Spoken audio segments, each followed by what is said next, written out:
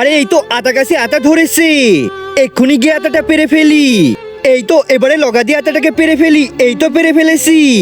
কত বড় আর সুন্দর দেখতে আতাটা। আরে এ কি, এই আতাটা তো এখনো ভালো করে পাকেই নাই, কেমনে যে পাকাই। আরে এই তো এই ধানের বস্তার ভিতরে আতাটাকে রেখে দিলে খুব সহজেই পেকে যাবে।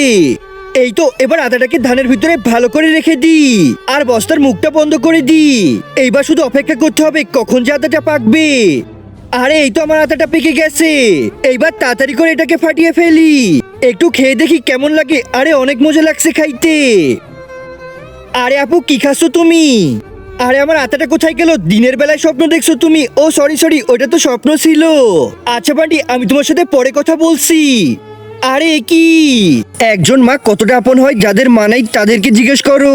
তাই আজকে যারা মাকে ভালোবাসো তারা একটি লাইক আর একটি সাবস্ক্রাইব করে দাও, আর যদি না ভালোবাসো তাহলে এই ভিডিওটা থেকে দূরে থাকো। বস্তার মুখটা খোলা কেন? আর আমার আতা কোথায়? এই তো আমার কাছে আতা, আর আমি এটা দিব না। বান্ডির বাচ্চা, তোমাকে আমি ছাড়বো না।